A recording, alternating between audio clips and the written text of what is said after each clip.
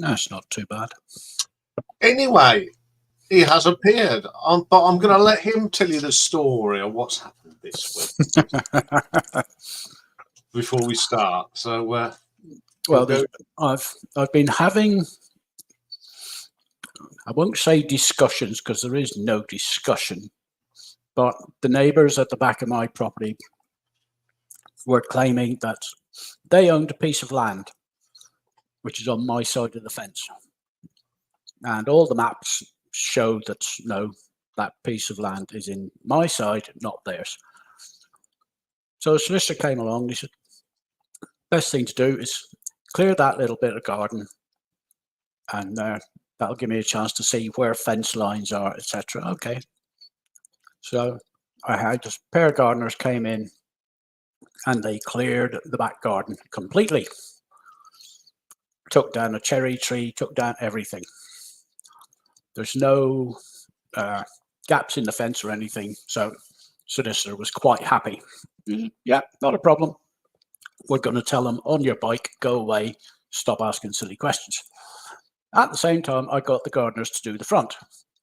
And they came in and they trimmed away and trimmed here, there, and everywhere.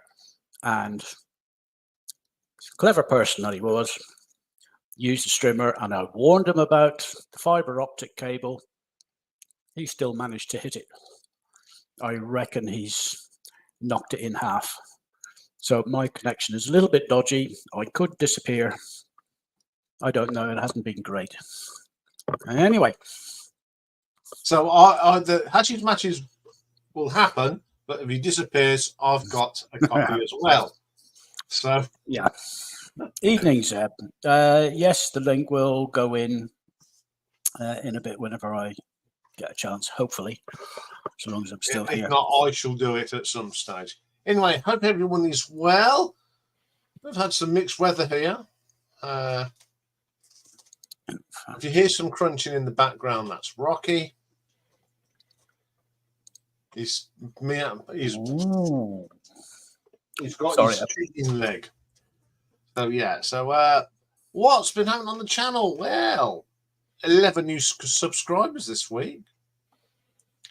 We've had 3,613 views. So what have you been watching? Well, we did a bit of Fog Hat Live last Friday, and 58 people thought, yeah, we like that.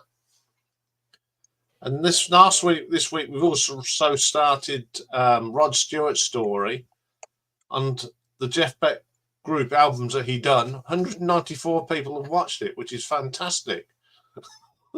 For 2 albums of 4, that's brilliant. But number 1, of course, is what Richard and I did last Saturday. Deep Cut Glam, which was so much fun doing. 213. And the top short, now I didn't think this one would get many views because it's the debut album from Judas Priest, Rock and Roller. I think it's a good album, but 458 people also thought it was good because they watched it. I was quite shocked at that one, to be quite honest, because people forget about that album. It's got some great tracks on it. So in the last 28 days, 16,477 views, 35 new subscribers. What's been watching? Well, number 3 still is Linda Ronstadt 263. She's not. She's 163. I don't know why. Number 2 is Jeff Beck 194 and Richard and I 213. Top short still. Breakfast in America. Yay. 584 people are still watching this. I think its grand total is round about. It's about 1,100 now. Something silly like that. So damn what? Good album. It is a damn good album. So what's for the whole caboodle? The 3 years, we're now up to 350,467 views, and this week we've reached another milestone. We went over the 1,700 subscribers, so thank you very much. Another landmark. 1702. What's been watching? Well, after being equal third, Jethro Tull has dropped. Sorry, Zeb's just realised he's already voted. He can't do it twice. Thank you, Jason. So Jethro Tull is 7 behind Derek Riggs again. Now he's at the 4,100. Slade are still going strong on 4,846. And Status Quo, who have just started their first full tour in now many millions of years because of COVID and that, is now 8,828. Oh, they've broken the 8,000. Wow. They have broken. Oh, hang on, 8,000. But they're nearly at 8,800. They're nearly at 9,000. Crikey. I know. That very first video from, was it May the 14th? Yes. And it's the most popular video that I've ever done. It's probably the worst one I've ever done. But it's still people are still writing and commenting on it to this day, which is fantastic. Yeah. So let's have a look at the work in progress. So your favourite bands, see how we're doing with them. Well, Robin Trower, we're getting through them, but I do love listening to it. We're now at 15 of the 27. Tom Petty, 9. So much enjoying Tom Petty again. I'm sure Simon will be happy that we're going to be doing Tom Petty very soon. Scotland's great finest, The Almighty, for... No, I haven't changed that. I think I'm at 5 or 6 now. Didn't change that. And a bit the funk of the Gap Band, 6 of the 15. John Miles, I'm nearly done, 6 of the 10. That's been an interesting one, going back on those. And we completed Echo Belly, which are a great band. Really enjoyed that as well. So that's what I've been listening to. Plus, I've been listening to live stuff, especially for the band that we're doing next Friday. No. Let's see. The Almighty 7, Tom Petty 9, Gap Band 6, Mr. Miles 6. Yes, we'll get in there. And the next story 5. Yeah. Yeah. Mm-hmm. So that's what I've been listening to. Now, we got that, Dave. Folk. I shall have a look at them. Mm-hmm. Yes, Jason, that is Dark Therapy is an awesome tune.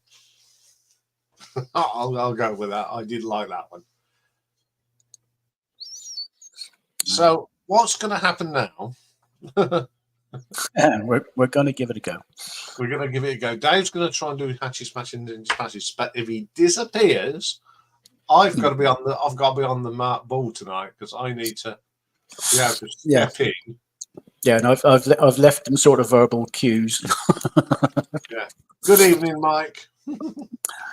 Evening, Mike. Anyway, evening, Zeb. Evening, Mick, Mike, Jason. Who else have I missed? Nobody. Okay. Right. Hatches, matches, and dispatches. Here we go. Eyes down, look in.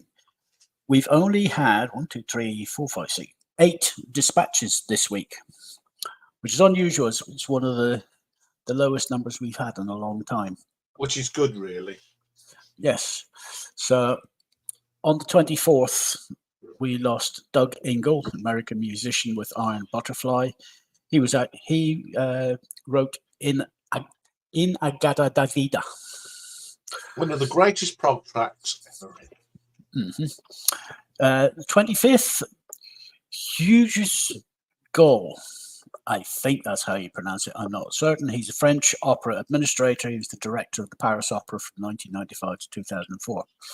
He passed away on the 25th, as did a rather big name in the world of film music, Richard M. Sherman.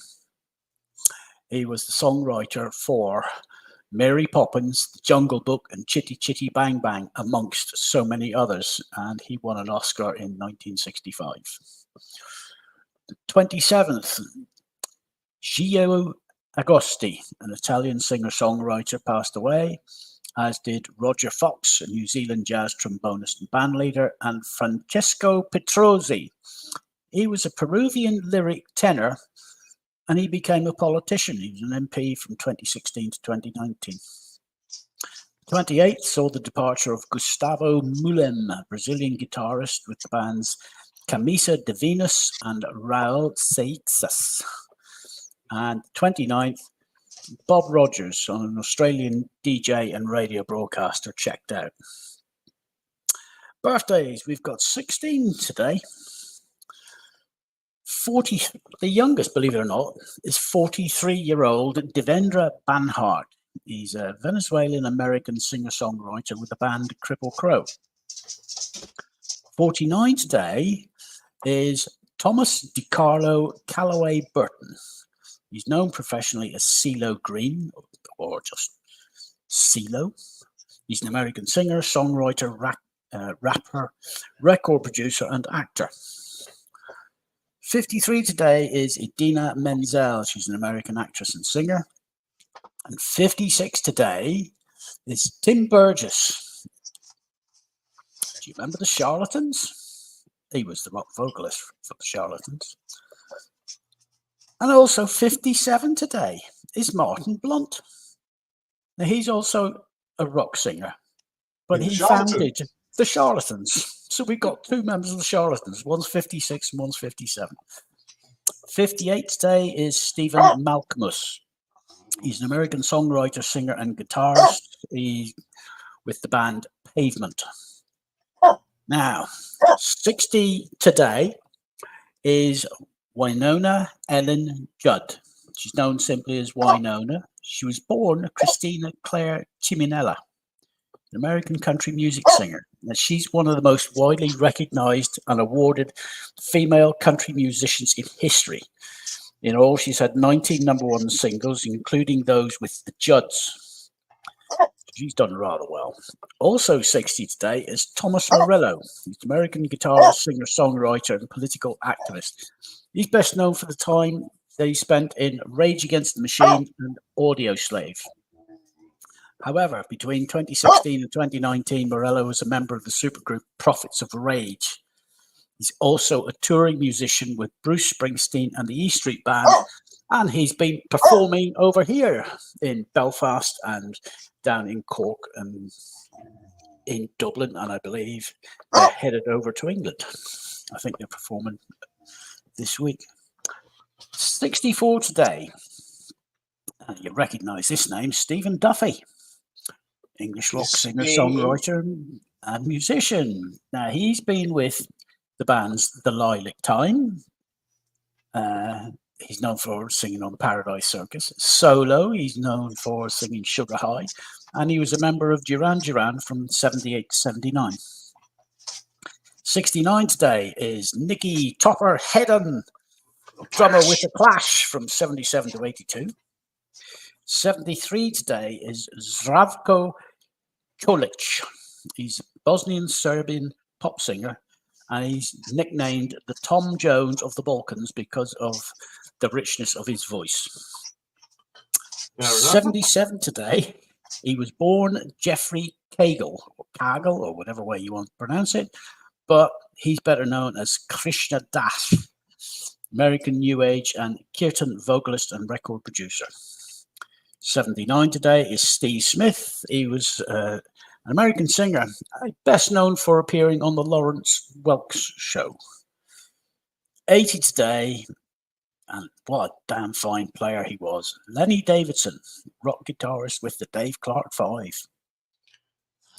Seems a bit son. Yeah, exactly. 86 today is Lone Koppel, Danish operatic soprano. She worked in the Danish Royal Theatre from 1962 to 1993. That's a hell of a tenure, 30-odd years. And granddaddy today is 94-year-old David Everett Dunley. He's an Australian musicologist and composer, and he's noted as an expert on for his work on French music in the 17th and 18th century. Yeah. Marriages. We've got three today. One famous, well famous. One, one of, and the other one, well, I'm surprised they're still married. Okay. Back in 1536, Henry VIII married Jane Seymour. She was his third wife. You remember what happened to her? Ian and I know. We had to learn it at school. off with her head. 1966. Now, you think back, 1966, that's 58 years ago. Dolly Parton married Carl Dick. Don't remind me. Yeah, but you was born the same year that Dolly got married to Carl Dean. And then in 1992, Paul Simon, 50-year-old Paul Simon, married his third wife, American rock singer-songwriter Edie Brickell. She was only 26, cradle snatcher, and they're still married. So anyway, there's your hatches, matches, and dispatches. Our talking point this week is the albums. Why did I buy that? Yeah. But before you do that, I got two little bits of news for you. First of all, a famous 12-string Hootenanny acoustic guitar that was used by John Lennon and played on the album Help was found in an attic. And it's been verified that it is the actual guitar. And it was sold at auction this week. It sold for $2.9 million. And it was a telephone bid at the Hard Rock Cafe in New York. That's one hell of a purchase, but that's going to be nothing if a new music deal goes through. A particular band that we all know and a lot of us love are in negotiations to sell their back catalogue. And if it goes ahead, the deal would cover all their songs and all related intellectual property, including the rights to logos, music videos, merchandise, publishing, and other business opportunities. And that's the key phrase, other business opportunities. It's Queen. And apparently Sony Music are working with another investor on the transaction, which could potentially total $1 billion. That's £790 million. And the money would be split four ways. It is. If they achieve the $1 billion price tag, it'll be the biggest deal of its kind. Sony paid $500 million to acquire Bruce Springsteen's catalog in late 2021. Earlier this year, Sony acquired a 50% interest in Michael Jackson's music from his estate at a cost of at least $600 million. But apparently Queen are more popular than either of those two. They have 52 million monthly listeners on Spotify. And also thanks to the biopic Bohemian Rhapsody and ongoing tours with Adam Lambert. It's their catalogue is constantly being played. The first volumes of Queen's Greatest Hits, the most popular album of all time, with sales in excess of 7 million copies, and it beat in 2023. It was the 20th biggest seller, and it beat new releases by Ed Sheeran and the Rolling Stones.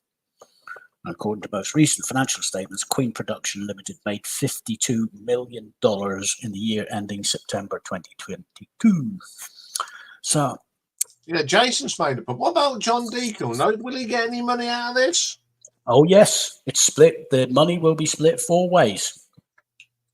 That's Brian good. May, Roger Taylor, John Deacon, and the estate of Freddie Mercury. Well, I'm glad Deeks is going to get something out of it. Yeah. So those are a pair of news items I thought, hey, let's be aware of that, because if that deal goes through, we all know what Sony Music are like. They are very jealous of copyright material, etc. And once they buy it, It's theirs. And they will jump on anyone who plays their music without paying the fees. So a lot of people are going to have to be very careful. Anyway, that's Hatches, Matches and Dispatches. My internet connection has survived so far. So we will add that to the stage. And if you are ready, young sir, off you go for next week. Next week. Oh, it's big. Right, next week. What are we going to start off with next week? Well, I was umming and ahhing, and I decided we would do the Richard Wright studio albums, the solo albums from one of the finest keyboard players. Looking forward to that. A perfect side next week. I know it says Misplaced Childhood, but it says on the thing Back in Black. I have altered it for the thumbnail, but I hadn't altered it on here. But it is Black in Black. So it's a Misplaced Childhood Black in Black now. It is actually AC/DC's Black in Black. Okay, Tuesday, we got part 2 of Old Rod. And we're going to look at the Faces albums. Which are 4 fine albums. I like that picture that Kenny Jones is holding the guitar. He said, "What do I do with this?"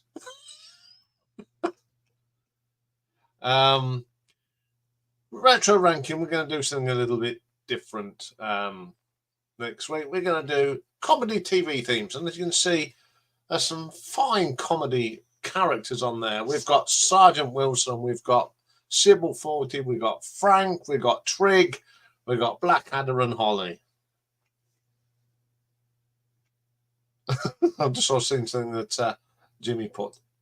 Now, Wednesday is marathon day, as you know, but I've got some album rankings of 12s. So I've decided during June, we're going to have what I'm calling the June Dozens.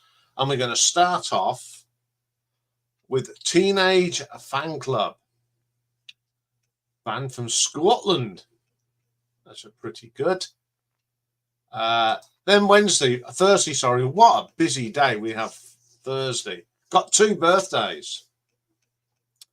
We've got Pulsar, or Gary, and he's getting his American this time. He's not with us tonight because he's busy.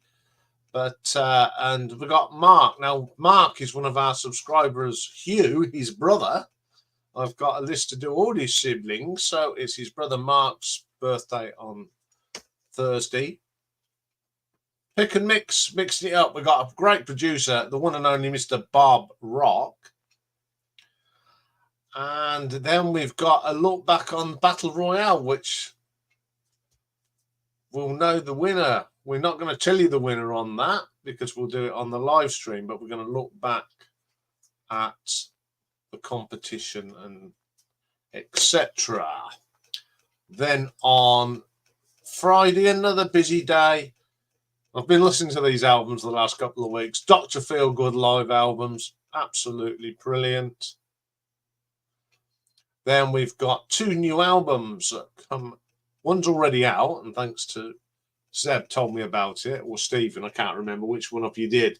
It's got Demon Invincible, and we've also got Crowded House's new album out, Gravity Stairs. It was Zeb. So but yeah, I've been listening to that album, and it's absolutely brilliant. And then next Saturday, that week on Saturday, these likely lads are appearing again. As you can see, poor old Richard is now Vivian, as we do our deep cut punk top 10. So there we go. That's what is happening all next week. Inshallah, they say. So let's remove that. Bonk. Yes. Evening, Jason. Oh, sorry, Jimmy. Yeah. Yeah, Of course it's low budget. Of course it's low budget. You spent about 5p on it. Yeah, 5p. Anyway, that's for Zeb, Found Folk, and Discogs show them as having 8 albums. Well, that means I've got to do some looking. I'll find out. Probably something. It was Stephen. I thought it was Stephen, and thank you very much for reminding me. I'd forgotten about it, so at least when you was on the ball, it's a good album. You'll find out what I really like about it. And don't forget tomorrow to definitely watch the new album review of Psychofat, because that album does come out tomorrow. They're a new band from Norway. So go and give them a listen. Go on the site. I'll put all the information in the video tomorrow. So go and support this great new band from Scandinavia. So I've just put the link up. No one wants to do the graveyard shift, so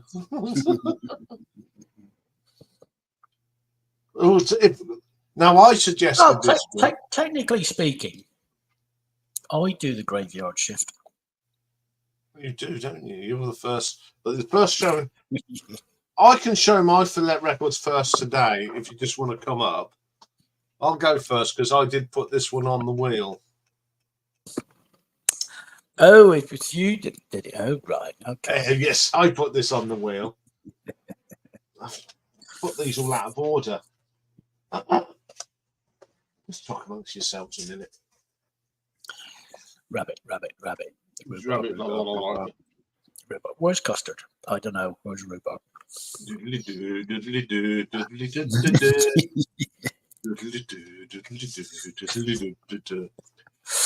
I'm trying to remember. I was watching something the other night, and somebody mentioned. Oh, it was QI. They were doing a best of one of the old QIs, and mention was made of rhubarb, and Alan Davies out of nowhere just piped up. They could never find Custard after.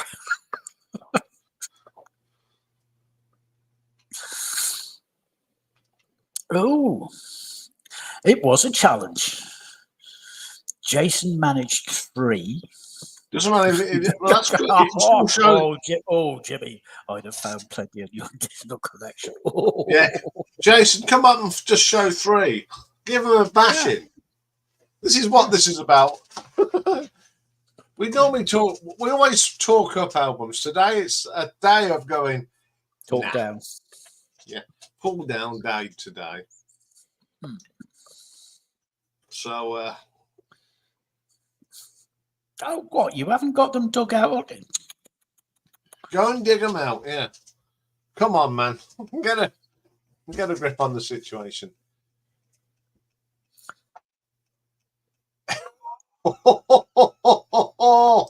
Oh, Jimmy's on fire.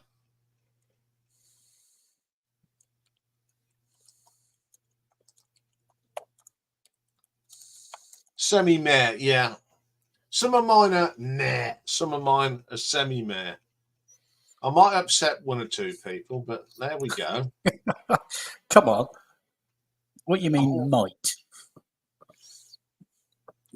Well, I had to listen to two albums. Yes, semi-net will do.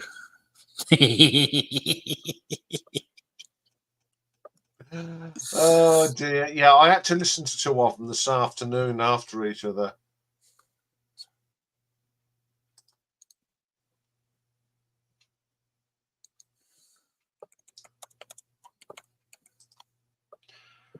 I haven't got any Marillion After Fish left on album. Ooh. And I actually do like some of them. I just worked out the lyrics. Oh yeah, have you anyone else worked out the lyrics?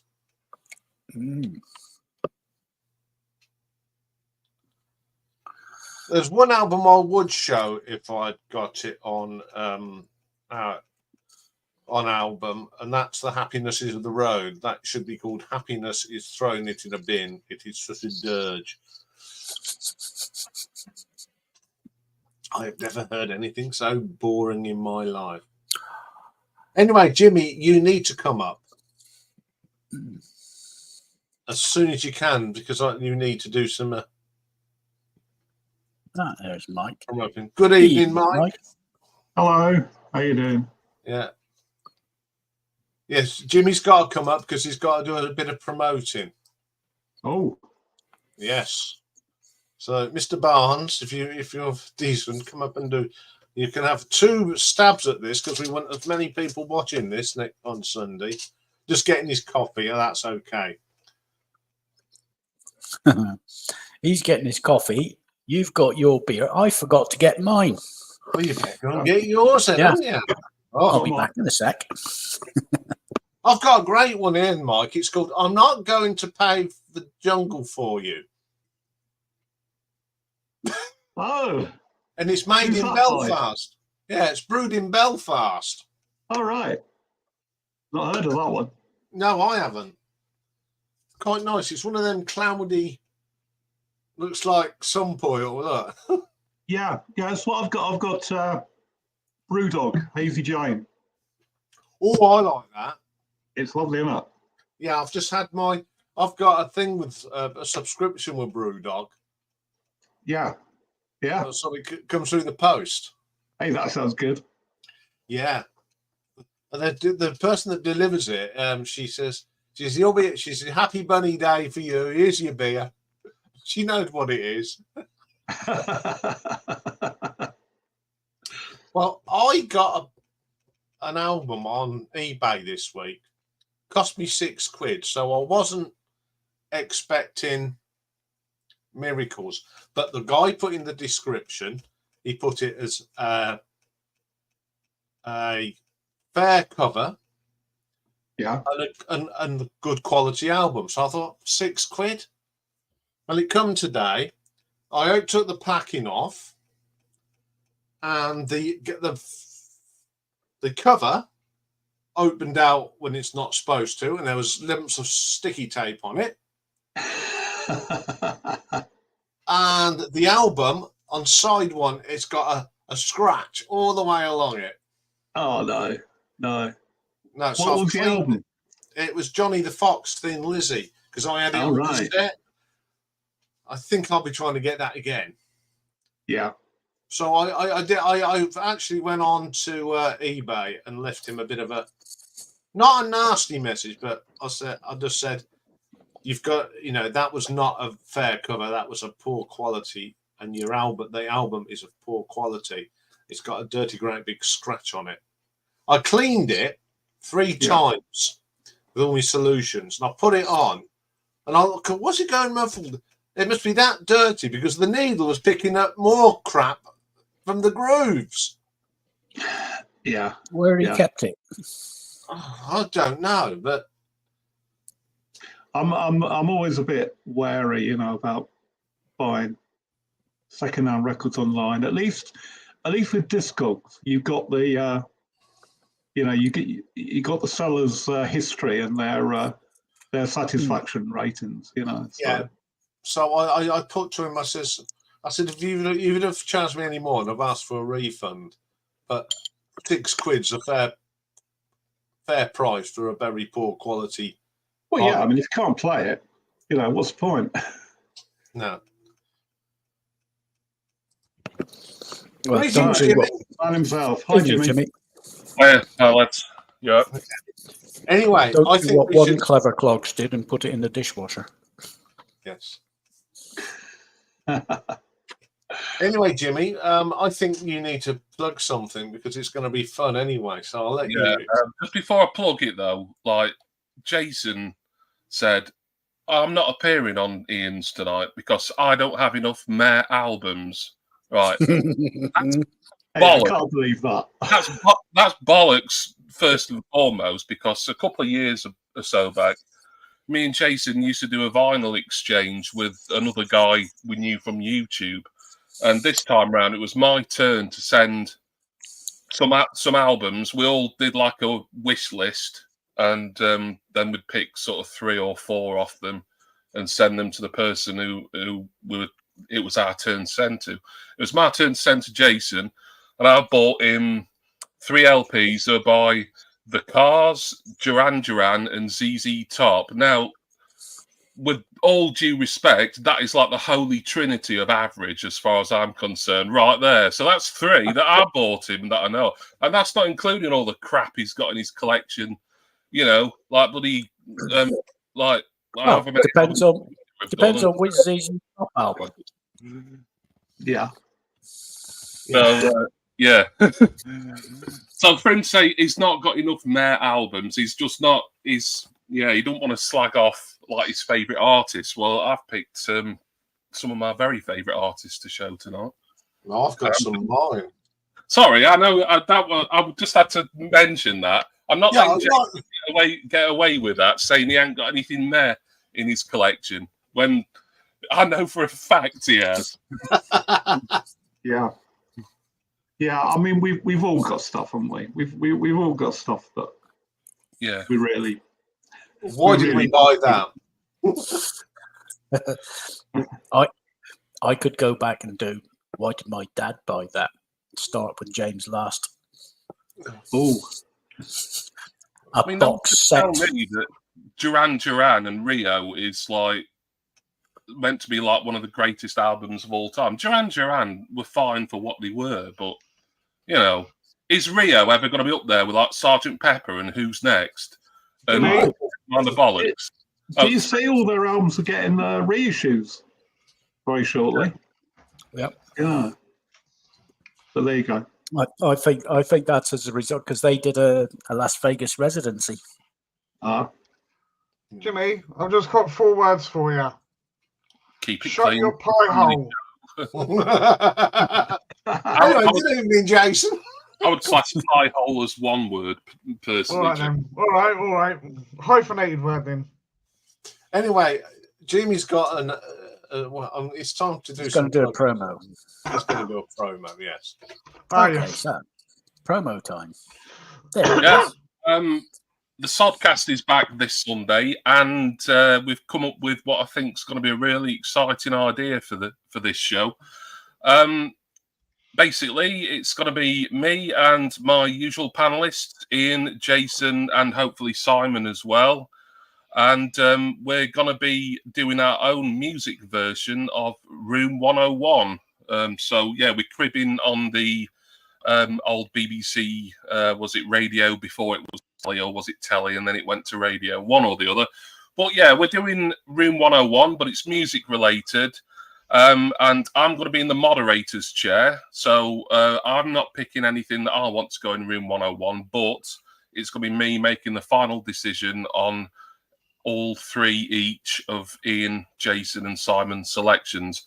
I think it's going to be a lot of fun. Ian's done a little bit of work. He's created a lovely animation for us to use at points during the show. It's going to be a lot of fun. It starts at 8 p.m. UK time, and whatever time that might be, wherever you are in the world, go and check it out. Who do you think I am? The Speaking Clock. So please, will you join us for that on the Jimmy Barnes channel on Sunday? It's Music Room 101. See what Iain, Jason and Simon want consigned to the musical dustbin, basically. All right, thank you, Iain, for that. And the Speaking Clock says, for those who want to know, it's midday on the East Coast of America, West Coast. East Coast is 3 p.m. and for Japan, it's 4 o'clock in the morning. I did know. I watch Ian's little promos for Thursday every week, and he always says that. So I'm being a bit obstinate, admittedly. Yeah. Right. So that sounds like fun, mate. Yeah.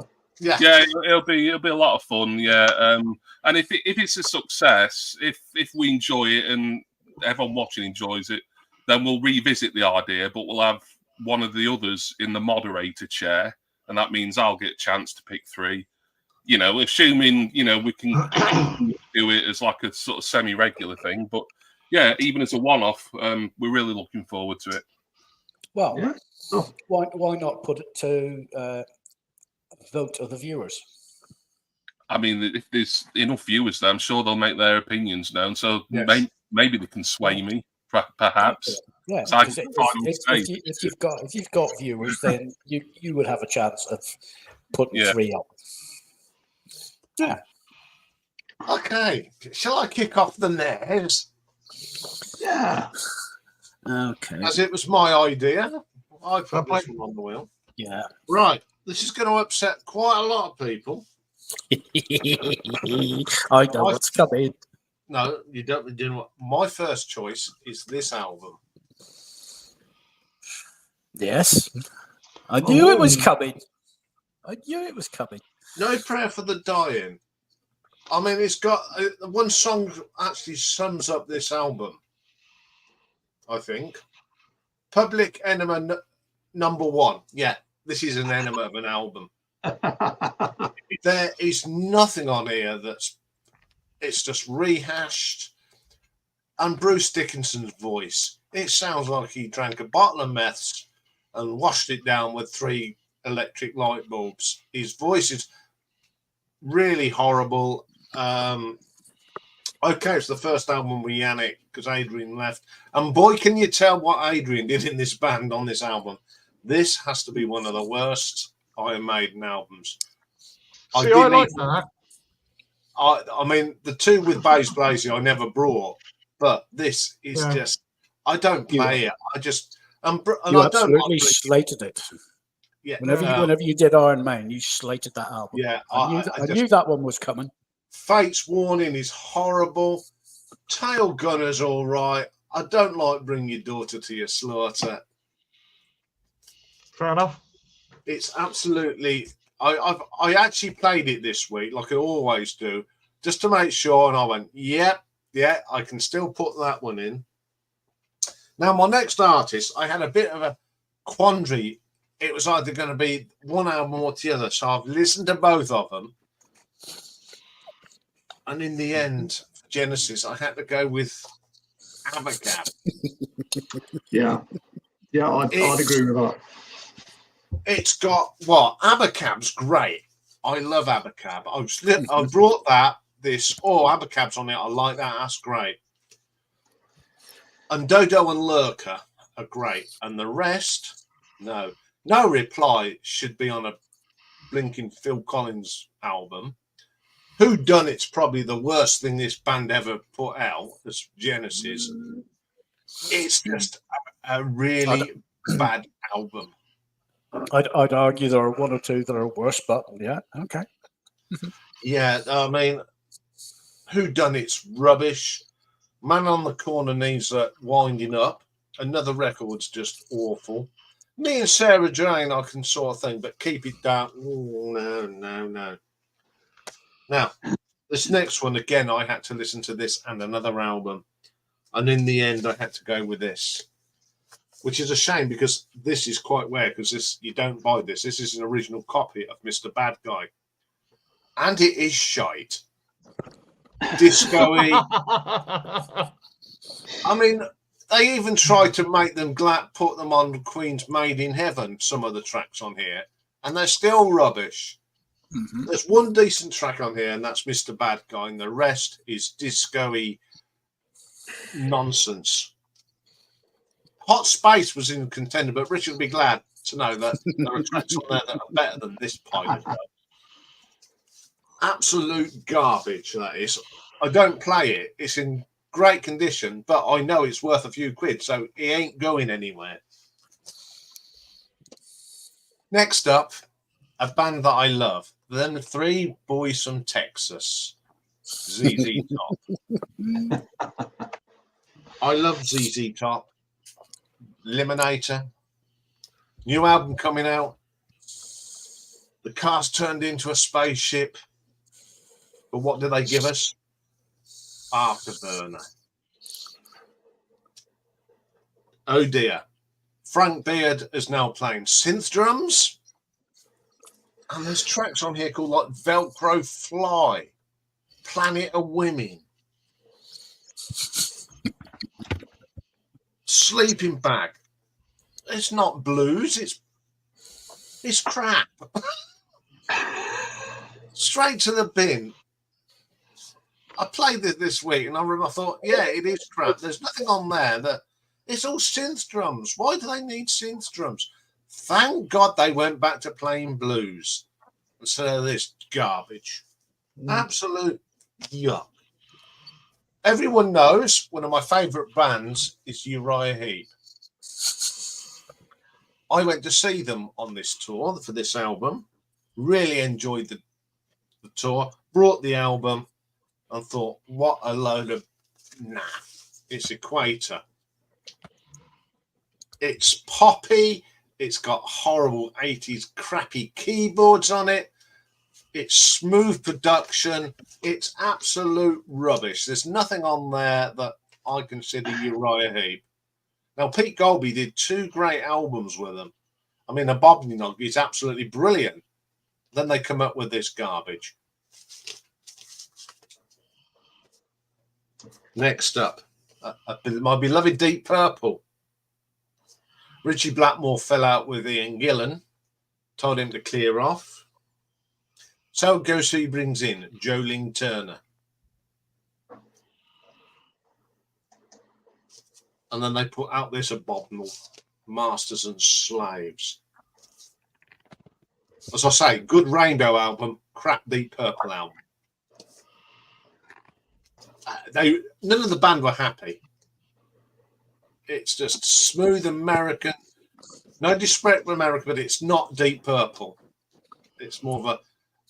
I don't like it. I mean, it's got Love Conquers All, which is a sloppy ballad. We don't want sloppy ballads on Deep Purple albums. What's all that about? King of Dreams is good. And that's all I can consume. It's absolute trollop. Next up, another band that I love, Whitesnake. They disappeared after Slide It In. Outcome 1987. Killer album.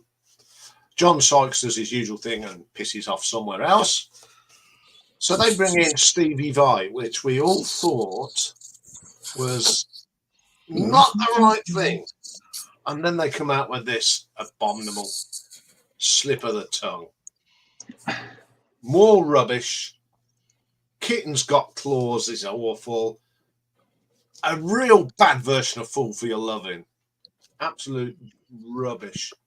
The Deeper You Love. Oh, throw them in a bucket, please. Sailing Ships is the best thing on it. It's the last track. But the rest of the album is just trollop. Absolute trollop. Judgment Day's all right. Next, a band from Ireland. So he can show them, Zeb. I just keep them. I don't throw anything. A band from Ireland. Now, I saw these twice and they were absolutely brilliant. The previous album, Power and Passion, from the Mamas Boys, was absolutely brilliant album. New album come out. Yeah. They added another singer. The sad thing this is Pat's. This was one of them's last album because he died of leukemia. But this is drosh. Synthy drums, synthy guitars. The only thing on here that's worth listening to is actually a Higher Ground, which is the Stevie Wonder cover. The rest of it is just horrible. Ugh. Okay.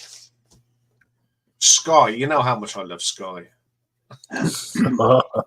Oh, you're treading dangerously here. Yes, but John Williams left, which was a sad thing. The man who sort of was behind it when Francis has gone as well, and they bring out this. It's got vocals on it. It's got a horrible thing called Peter's Wedding, which is just absolute nonsense. The vocals are horrible. Desperate for Your Love, and it sounds creepy. The Great Balloon Race is great, but it's synthy drums. Tristan Fry is a great drummer. Don't need all that synthy stuff. Get rid of it. Absolute bit of old dung, that is. Yeah, it's And my nice last cover. what? Nice cover. That's the only good thing about it, Mark, is the cover. Right, the cover and the title of the title track. And the thing is, when I saw them on this tour, and they were selling pink, that colour pink sweatshirts. Oh, Yeah, they were vile.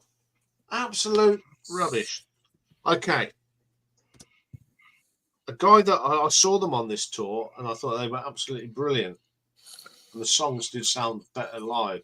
But the studio version of Blind Before I Stop,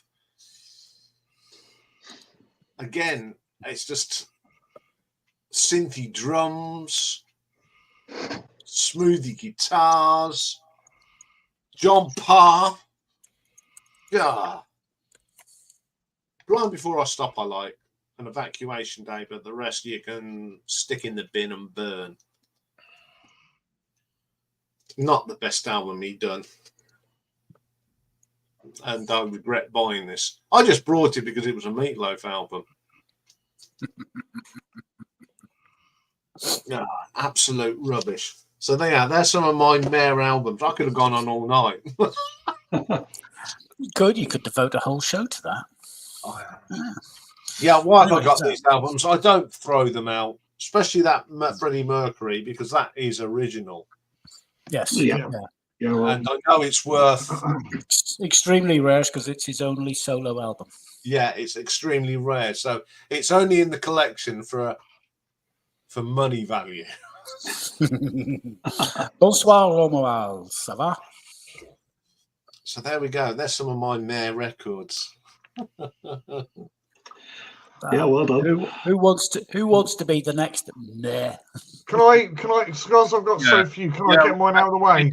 Everything. Yeah, go on then, Jason. Okie dokie. Well, I can't even find one of them. I think I must have taken it to the charity shop. It was going to be, I can't even remember the name of it. What was the third Coldplay album? wrong Christ, question. I should be on. I'd put the whole collection up. Yeah, that's Yeah, right. well, I stopped after the third one, so that tells you all you need to know. Whatever it was called, absolute dreadful pile of dross. Excellent. Living terrible. The first two albums, they had some semi-likable tunes on it. They weren't magnificent, but they were, enough to make me want to buy them anyway from the singles. But then I suppose you could say that pretty much the singles is all they've got going for them. So yeah, I think I gave them all to the charity shop. I just wasn't bothered about keeping them anymore. So yeah, as I say, that tells you all to know, especially when I can't remember the title of it. The other one I've got, and the only reason I've kept this, because most of the stuff that I get that's Mare, I end up just giving a charity shop. I don't have the space to keep stuff that I don't like. That's why. And yeah, shut up, Jimmy. Anyway, the only reason I kept this one is because it was £1. Hard Five, Stars of CCTV. Yeah. The only song I like on there is Cash Machine. And that's the reason I got it for £1. The rest of them are they just don't do anything. They just sort of plod along, very sort of, I don't even know if generic's the right word. There's just nothing to it. It's just, yeah, it's not very good at all. So if it wasn't for that one song, I wouldn't have even bothered, to be quite frank. And then one album which I think Jimmy will probably agree with me. It's all very, very twee for them, and it's just enough education. Ooh. Yeah, I don't like it. Pile of dung. To the extent that I didn't buy another Stereophonic album for years, and then I heard, and I can never remember them all anyway. Was it Pull the Pin that came afterwards? I think, and that was a good album, and I've got back into them again. But that album was bloody awful. I mean, everyone knows Have a Nice Day, and that's about as I hate that. it's about as twee as you can get in it. I mean, I know people say that Travis are twee, but this was like, yeah, it's just. I probably have got some others anywhere, but I just got to a point. I thought, do I really want to listen to any more garbage now? It's bad enough having to listen to those three again. It's just like horrendous. So yeah, I've probably got some, but to be fair, a hell of a lot of my stuff I've only listened to once, and so don't really remember whether it was brilliant or not. I can honestly tell you. the old brain doesn't function the way it used to. So yeah. if it ever did, Jimmy? Yeah, exactly. I said it because I knew if I didn't, you would. So there you go. So yeah, I'm afraid, as I said, I haven't really done any preparation for this because, like I said, most of the mayor stuff I just get shot of. But anyway, there you go. You've had 3.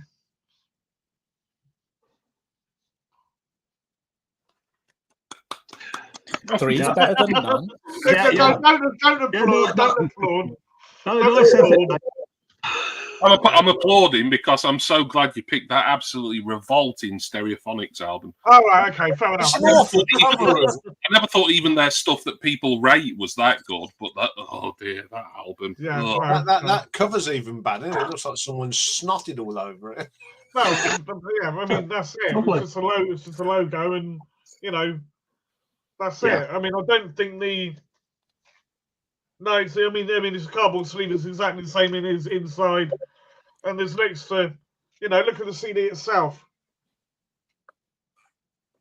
Nothing special, is it? No. Wrong side. Move it across. Sorry. There we go. There we go. Sorry. There we go. I'm the opposite way around. I'm going in the wrong direction. They must have had a budget of 50p for that. Who was it used to do that police crime thing on ITV? Oh, crikey, I know the bloke you mean. John Stalker. Who? Stalker. Oh, him with the glasses. No. He used to do this thing where this crime happened in this location. Here's some of the CCTV. Yeah. I can't think of his name, Dave. But you know who I mean. I know exactly who you mean, yeah. Whenever Jason held up that first CD, Stars on CCTV, that's what I thought it was. No, was it Police 5? Yeah, it's Police 5, wasn't it? Yeah, that's it. Police 5. Yeah. Police 5, yeah. Well, wait a minute. Well, David will probably find it before I do, but Shaw Taylor. There you go. That's the one. Yeah. Yeah, I mean, they must have had for that album cover. They must have had a budget of £1.50. Yeah, it's always the bloke was always keep them peeled. Yes. Yeah, no, I'm sorry, my very lackluster presentation there, but as I said, just didn't. It's down to personal interpretation. Iain says this every bloody week. It's how everybody hears music differently. And your Met album might be his absolutely brilliant. See, God forbid he says anything against even one solitary release that Skunk and Anzi have put out. I mean, I love all of them. I'm sorry, I love all of them. There may be some that are bad. There may be some that are better than others, but they've got some outstanding tracks on each of them. So how can I diss them? You'll can't be done. On your soapbox instead of standing on it, Jason. You might look a bit taller on camera. What about yours and Cast then? Have you got a crap Cast album? Yeah, I'm not showing it tonight. There you go. There's a very poor Cast album, but okay. I've ranked them, and that one was bottom. So, well, anyway, there we go. So, okay, who would like to go next? Well, I think someone needs to come between Jason and Jimmy here. Oh, in that case, it's. And I like Rio, damn it! I like Rio, damn it! Right now, then, folks, there's some quite big names in here. Hooray! So I've got a big box in the attic with a big padlock on it, as far away from my turntable as it can possibly be. And that's where I keep all these records. So, he's opened the vault. First one. Right. Now, this is the third album by Idols. Now, you know how much I like my punk, but this album really takes a biscuit for me. It's called Ultra Mono. Now, Idol's first album, Brutalism, I thought was absolutely brilliant. Their second album, Joy as an Act of Resistance, was pretty good as well. But this album, it just sucks. It's Joe Talbot trying too hard. I mean, the guy always strikes me as an actor playing the part of a punk rocker. There's something about him that I just can't warm to. And there's all this sort of like, getting in touch with your sort of your feelings and that, and this sort, this kind of like man therapy stuff. And he plays it on with the trowel. And it really comes across as so insincere. The album was called Ultra Mono, and then it's got a subtitle, Momentary Acceptance of Self, whatever that means. And I've just got to say, this was it, with Idols for me. Model Village isn't a bad track on this, but the rest, and that cover, look at that cover. What's that all about? Very good, is it? Yeah, so that's Idols, one of the few contemporary punk bands that I've absolutely got no time for. I was going to say, has he found a giant baby bell? Sorry? Has he found a giant baby bell? It's got one of them big cheeses. It could be, couldn't it? Yeah. Or when I first saw it, I thought that was the sort of like the world's biggest bubblegum bobble. Yeah. Yeah. Anyway, I think anyway, there you go. Now, what was I thinking in 1985 that I actually bought this album, and I really can't forgive myself for it. There you go. Oh, good God. Yeah, the man himself. This is the epitome of 80s crap. A sharp suit with the sleeves rolled up. You know what it's like. Does it have some studio on it? Awful 80s fashion. And as I say, I bought this. I'm thinking, what else could I have bought in 1985? But yeah, there wasn't much. Well, maybe that was it. Maybe that was it. But yeah, Phil Collins just doesn't do it for me. And any Genesis after say Wind and Wuthering, I suppose, sort of really doesn't do it for me. Mr. Mike, I have one question. Yeah. Does it have Susudio on it? It does. Oh, I really like that song, though. It's no excuse. It's no excuse for buying the album, though. I could have bought the single, couldn't I? Yeah. You could have bought the single. Time to upset a few people.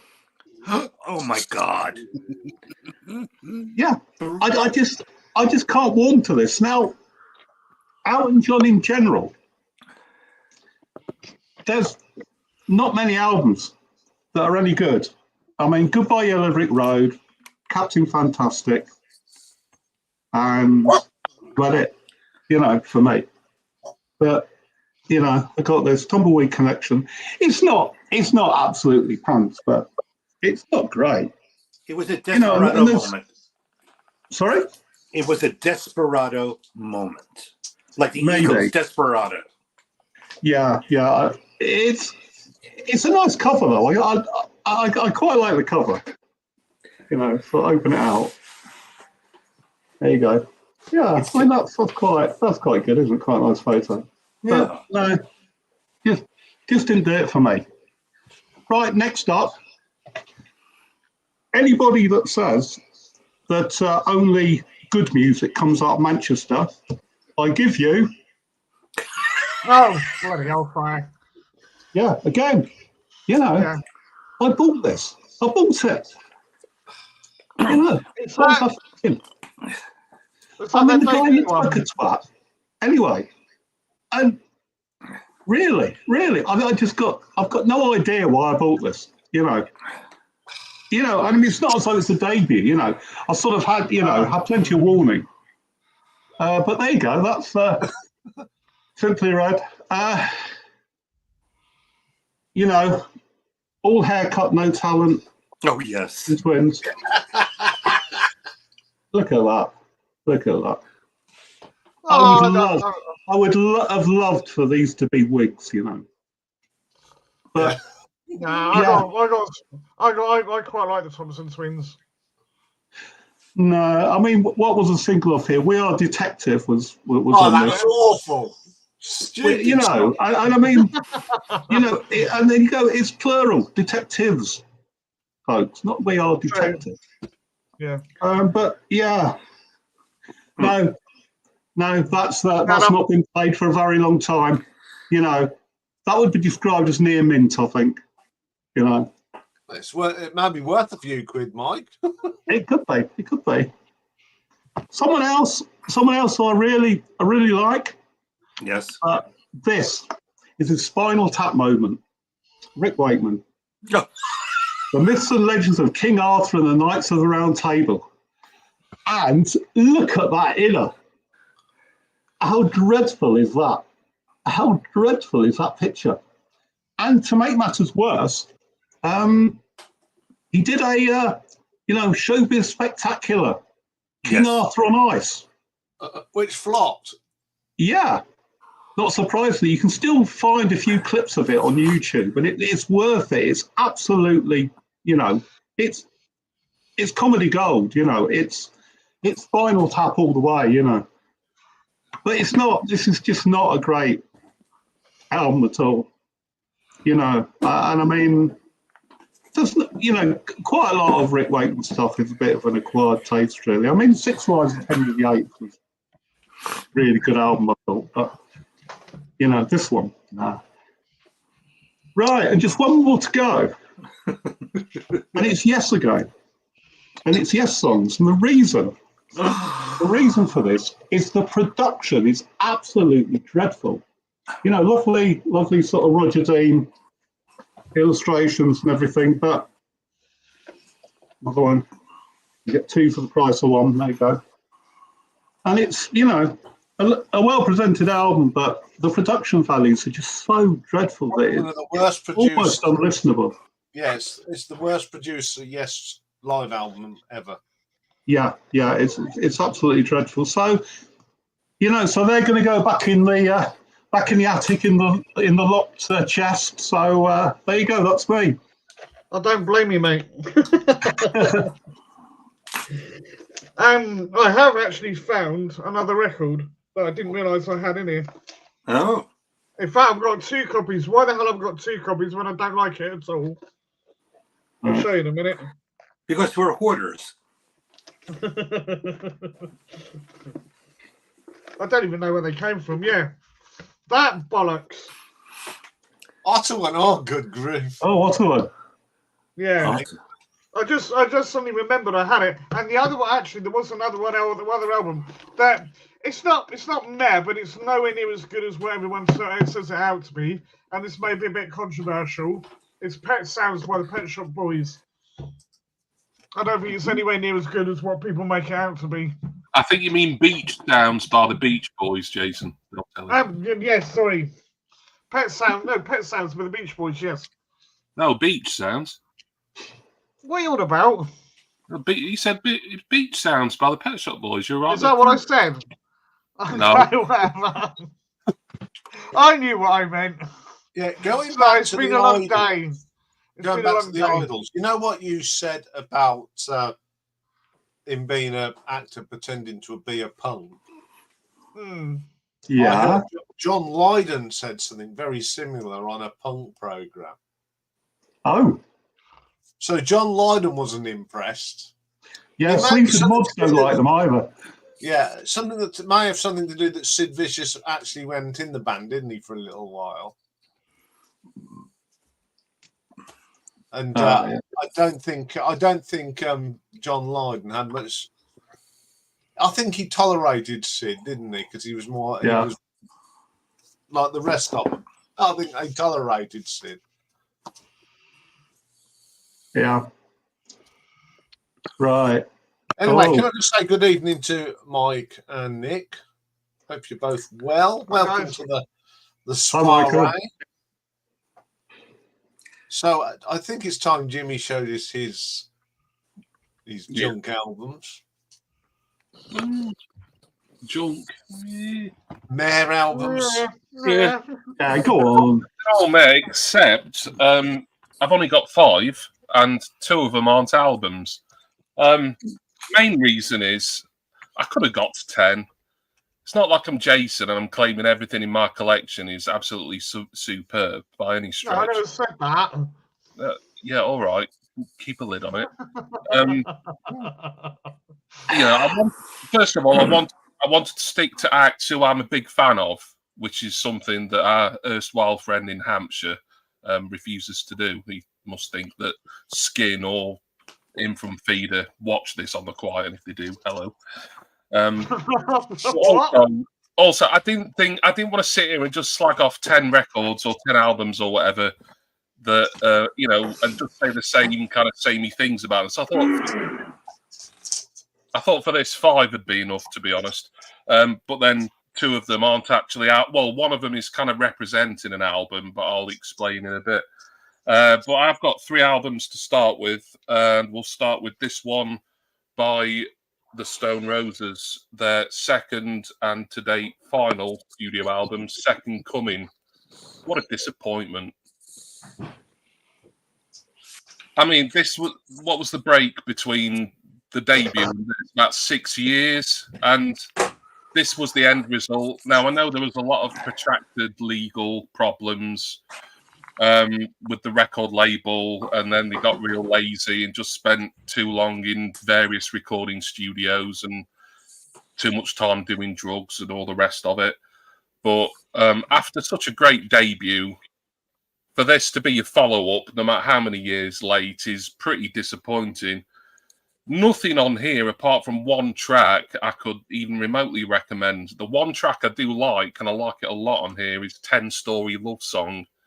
I think that's a really strong Stone Roses single. It could fit anywhere in their catalogue, really, and it'd be a banger. But the rest of it, including the comeback single Love Spreads, just a real dirge, really. This album's a kind of a dirge for the most part. He's trying to be a bit bluesy in places, which I'm never massively keen on, but just doesn't work. Someone said to me not too long ago, "Oh, that's actually a better album than you think. You should give it another listen." And I've heard it a couple of times, and that's twice too many. I think it might have been Rob Walker who said it, actually. And let's be honest, like, he'll love any band who were born within 15 miles of his mother's front door, really. So, Second Coming by the Stone Roses is certainly meh. In fact, I would say it's worse than meh. But next one is my least favourite album from Depeche Mode. It's Exciter, which is an ironic title because this has to be their most unexciting work for me. There again, I think if Jason had this in his collection, he'd be absolutely raving over it because his beloved Tim Simon produced it. This just goes to show that even him from Bomb the Bass doesn't always have the magic touch. No, fair enough. I ranked this as my bottom Depeche Mode album when I did an albums ranking for them last year. And I'm trying to look for something that is remotely good on it. Free Love was all right. That was a single. Yeah, I mean, it's listenable. It's not awful, but it's Depeche Mode. And obviously, these albums, they're in my collection because these are all artists who I collect everything. So even if any of these acts put out a real stinker, then I've got to get it if I'm a completist. So, yeah, but I can't really recommend Exciter. It's all right, and you might listen to it and think it's great. But me personally, this was just a big disappointment. Right, the last album to show, but I've got 2 more things afterwards, is my least favourite Pet Shop Boys album. There again, it was ranked bottom in my PSB ranking. I won't be here next week, by the way, because I'm seeing these chaps. So, if they perform too much on this album, then I'm not going to be very pleased. No, I don't think they will. I've got a feeling there'll be one song on here they might perform. And unfortunately, it's my least favourite single of theirs, New York City Boy, which is just too catchy for me. But Nightlife by PSB, this is the further listening edition, by the way. I'm having a look. It's actually a 3-discer, this. I don't even think the remixes and B-sides are all that good on here, to be honest. The 2 tracks that I do actually really like on Nightlife are You Only Tell Me You Love Me When You're Drunk, which is almost a little bit like their take on a country song, and In Denial, which I think this version does, but certainly the version on her album around the same time features her, which was a duet with Kylie Minogue, and that's a good track. But New York City Boy, I talked about it in a Sodcast way back in the day, how much I can't stand that song. And the lead single off this, I don't know what you want, but I can't give it anymore, just seemed a little bit kind of low energy as well. It's not their best album. Well, I ranked it as their worst one, but I'm still looking forward to seeing them in a week's time. So I hope you chaps behave without me. Right, still 2 things to go. This one, imagine that I am showing the album, and I've got the album on vinyl, but I thought I'd get this out, represent it instead. Yellow Submarine by the Beatles. Not only is it the worst Beatles studio album, and I kind of resent the fact that it gets called a studio album, because half of it is a George Martin orchestral score, and then the other half, there's like barely any new tracks on side A anyway. So, but anyway, the album I don't like very much, and it's my least favourite Beatles film as well. I don't know. There again, I might need to rewatch this and maybe reappraise it, but I wanted to love Yellow Submarine when I first saw it, and I couldn't. I don't know if it's because it's not the Beatles doing the voices. I don't know if it's because the animation is kind of basic. I don't know if it's because the story is kind of crap. It's a bit too daft for its own good, maybe. Yeah, I mean, yeah, it was daft, but not even in a kind of slightly amusing way. Like, I don't mind sort of things being weird and trippy if like there's a bit of humour in it, but it wasn't funny either. There was kind of, it's the product of its time, certainly. And I do feel bad kind of really slating Yellow Submarine, the film. The album, I don't particularly mind slating because it's barely what you call a proper Beatles album. But yeah, Yellow Submarine is pretty dismal as far as I'm concerned. And yeah, I do prefer Magical Mystery Tour as a film to this, believe it or not. And certainly all the others, well, Let It Be, perhaps not, but I won't get into that again. Finally, I'll show something that I've had this on CD. It was a CD single, but I'm going to show the 12-inch, even though I've not shown this on the channel yet.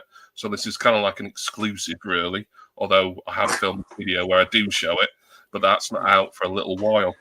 Of course, I couldn't get away with doing Mare Records without showing something by New Order, and it had to be New Order's worst single, Jetstream. Yes, and I have bought the 12-inch because I'm a New Order collector, and even though this is considered by pretty much any New Order fan worth his salt to be their worst single of all time, I still wanted it. It features animatronic from Scissor Sisters. That's fine, as whether she was needed on it is debatable, but she doesn't ruin it. It's just a really bland track. The mixes on here are actually better than the normal album version, I think, but even then, they're struggling to kind of polish a turd, really, with this song. Peter Hook, this would have been the next to the last single that he would have been on as a regular New Order member. Peter Hook has got on record to say how drab he finds Jetstream, and don't disagree with him on it, to be honest. It's a very, very dull and formulaic single from New Order, which pains me to say, but it just goes to show that I can be critical of my very favourite acts, unlike a certain other person sitting not a million miles away. Dog with a stick. Who daren't speak ill of anything in his collection. But New Order and Jetstream, the 12-inch version, which is part of a big collection of New Order singles that I'm building up at the moment, is my final pick. And thanks for that, chaps. Back to you. Well done. Well done, mate. Well done. Yeah. Fair play to you, mate. Yeah, if I'd have got Ain't Complaining and Status Quo on album, I'd have showed that, because that's just a pile of junk. It's just an awful album. Not many people like that album. Yeah, you know, Jimmy, Yellow Submarine was the first Beatles album that I got when I was at primary school, It's, and I Here it can't comes. tell you how disappointed I was when I turned it over. yeah, you play Yeah. the side's fine for what it is, even though it's Yeah. I mean, at the time, I just wanted to hear Ringo singing Yellow Submarine. Yeah, turn it over and it's just this orchestral surge. Yeah, I know. Yeah. I mean, Yellow Submarine as a film. I prefer Magical Mystery Tour. Yeah, Yeah. I mean, Magical Mystery Tour is self-indulgent and it's stupid, but there's some fun to it. I don't know, Yellow Submarine it leaves me cold. I want to like it. I want to really like it. And I just can't. I can't. Yeah. And let's There's some face great it. people in Magical Mystery Tour, isn't there? Yeah, like Lars. Ivy Cutler's in there, and Victor Spinetti's in, isn't he? Yes, he is. I Yeah, mean, he's in a few other Beatles films. Yeah. Mm. Yeah, I mean, the worst thing about the Yellow Submarine is they're not even they didn't even turn up to do their own voice. Yeah, I mean that didn't help to start with, really, did it? That they were too big and important and busy to even be in their own film. Even as voice. Very Plus, cool. it's got one of the worst Beatles songs ever. Hey Bulldog. Oh no, I like that. I think it's dreadful. I really like A Bulldog. I'm not going to say too much There you because I'm going to be upsetting everyone in a few weeks' time, aren't I, Dave? Uh-oh.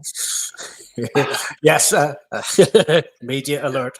Tune in a couple of weeks' time. Anyway, our two latest guests got some really meh records to show us, and Michael's sitting there with a huge grin on his face. Yeah. Well, it's just another ordinary week for Michael, isn't it? Yeah. But are we gonna drag it out and make him sit and wait? Yeah. Well, you're the producer. You've got Nick's. I think Nick's doing some It's a running case there. of is Nick melting? Are you melting, Nick? Can you hear me? Yes. Yeah. Are you Yeah, melting? yeah. No, I'm just cleansing myself. After a little nibble. Just in case Toya comes knocking on my front door. You never No, know. you never know, mate. Oh, yeah. Well, you never know. Yeah. Do you want to give it a I'll go go? next if you want. Oh, Is that like Nick's a bit like that with living 25 years next to Alice, isn't it? He lives in hope. there he is. 28 years living next door to the old bag. I ain't picked out a lot anyway because I didn't get home from work till about 7:15, and No bother. I've got 2 albums, a couple of singles. I could have picked out a Beatles album, Sgt. Pepper, but I didn't think to. I only like A Day in the Life of, and you can keep the bloody rest of it. It's not for me. I'll save the best. Well, what'll be deemed the best and the most controversial album, but I've only got it on CD till the end. Yeah, not a bother. Doesn't matter about the format. No. Well, here's a 7-inch single. It's called Jaws. And it's by a band called Atlantic Ocean. Okay. I don't know if this is like a funked up sort of version of music from the film or whatever. I ain't got a bleeding clue, but it's bleeding horrible. Not something I was expecting, but it was only 20 pence from a car boot sale. But I've got a good mind to go back and ask me money. Get That's double your right, money back, mate. That's a Dutch trance group duo, actually. Is it? Yeah. I don't know. I haven't. I only played this the once and I'd had enough. Which reminds me, I could have picked out a couple of Pink Floyd albums and all if I had them. But yeah, it's horrible, bloody horrible.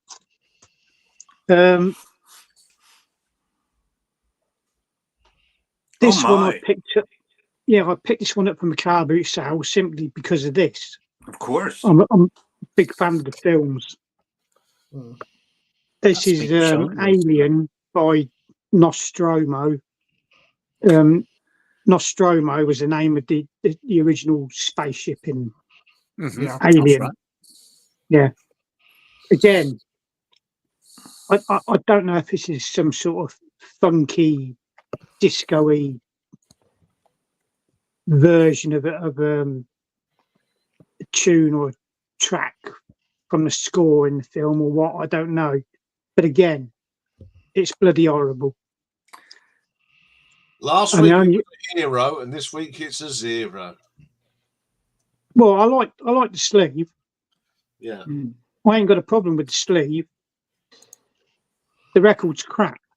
Is it the distress signal or something that they heard? Is that what they're using on that 45? What's the key musical? I don't know, Mike. I Uh-huh. can't remember. Okay. Again, this is another one I've only ever played once, and that was it. Oh, they're a But, Swiss metalcore band. Are they? Yeah. More like Apple Core. This is an 80s album, and it sounds like a bloody 80s album and all. Yeah. Yeah. Yeah. I've shown this one before. Yeah. It wasn't what I was expecting from her. I was expecting something sort of perhaps a bit like Parallel Lines or any of her other Blondie albums, but you know, this is a solo album. Yeah. I think she was And told to make an 80s album and we will put lots of smooth production on it. yeah, it is. It is very, very 80s, very, very 80s sounding. But yeah, I mean, the only thing sort of hard hitting and sort of punky looking is her image there. You know, she's a bit of all right there, but She still is. the music isn't a bit of all right. It's a bit of old shite. Yeah, basically. Yeah. But yeah, that was released in 1986. What was the main track off of there? French Kissing. Yeah. French That's Kissing. the worst. Yeah. That's a good song. That's about the only one I can sort of recall on here. Yeah, it's not good, not good at all. And finally, this I'm not one to be controversial, But but Blasphemy. Blasphemer. Oh. no, Yeah. this is an album by a band I think has forgotten who and what they were and who and what they were meant to be. It's not their worst album. I think Combat Rock's their worst album. But I haven't got a copy of that. The only two decent songs on here are London Calling, which I've got on 7-inch single.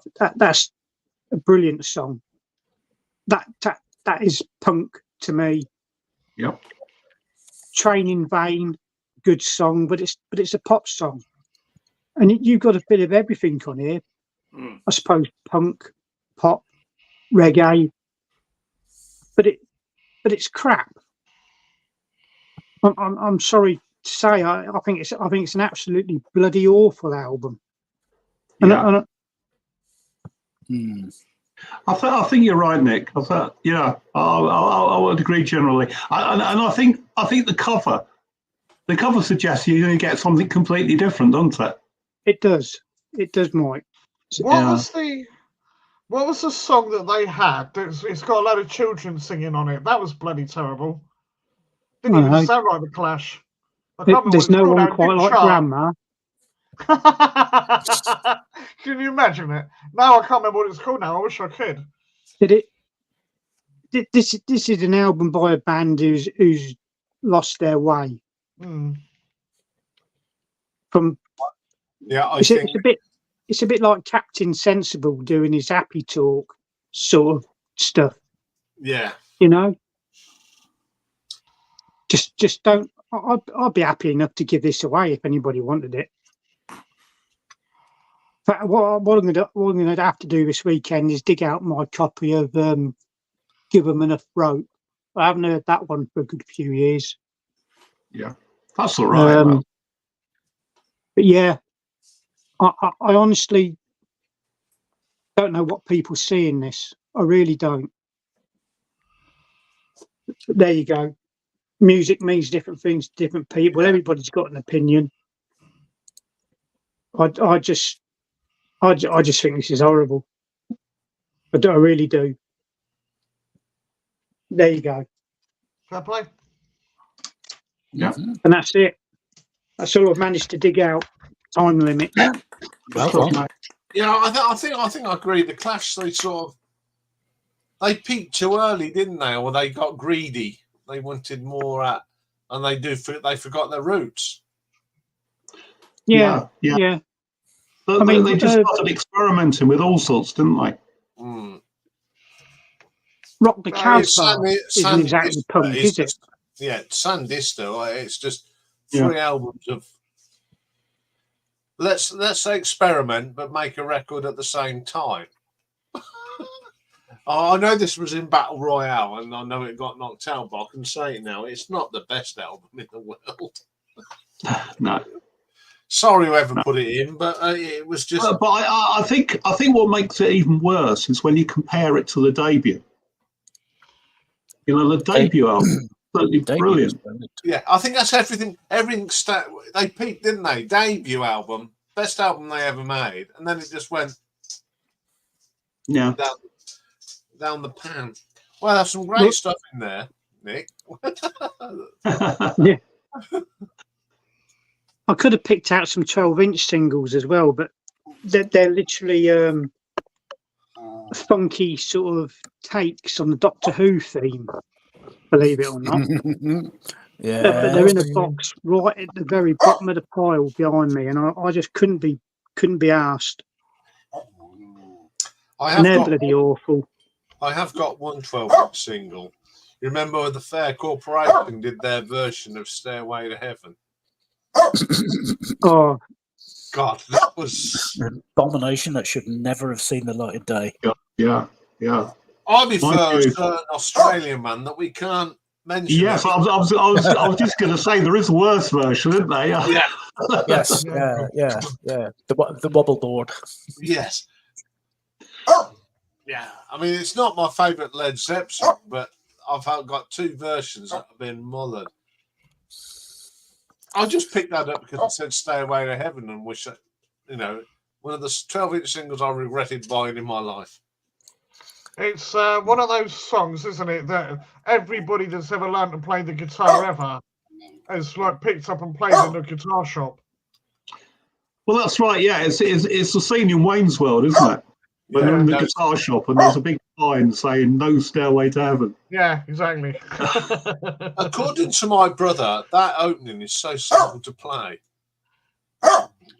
He said it's nothing special. The whole song is nothing special, he said. This is how the way they gave it to John Paul Jones. Just picked the bones out of that, and then he made it this grandeur. But it's a very basic song. Yeah. The chord structure. Anyway, he's chipping at the teeth here. You can see he's ready to show some really rare albums in his thing. And how many Todds are going to be there, or Utopia? We'll just have to see. We'll just have to yes, see. I think this was the biggest thing. We could have had a book. How many we could have had a book, the rest of us, what you're going to show. So I think it's time to reveal the what. You know what we're missing? What? What's that? Stevie's bingo card for this. Yes. Oh, crikey, yeah. Well, I kind of have the next best thing to the bingo card. I have. Could you make me big, please? Yes, thank you. I had to make this. It is a Venn diagram because I needed to get myself and all of you centered into what truly is meh. Because with all due respect, a number of you made presentations and you bordered on hate. We can't hate. It must be totally in the middle. No emotion, no feeling. If an artist shows you their work and says to you, what do you think? And you say, meh, it has got to be the most insulting thing you could say to an artist. Don't you think? Because you're neither liking or disliking. It is right. You have no emotion. It's like waking up in the morning and the woman you picked up at the bar, you're looking at her, you're saying, what is she doing here? And she says, how was it for you? And you say, meh.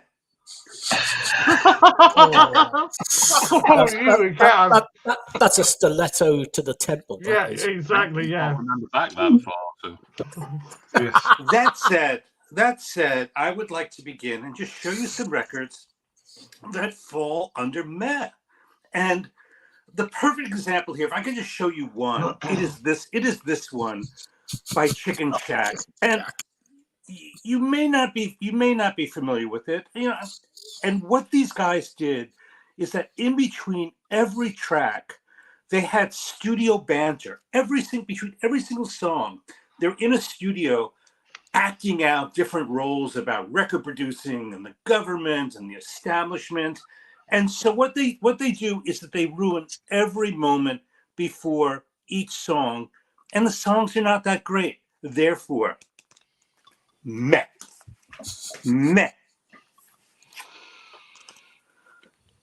Warren Zevon, bad luck streak in dancing school where he just copies himself, and he just, it's like we had a food in the United States called Hamburger's Helper, where you essentially stretch the ground chuck meat by adding breadcrumbs to it.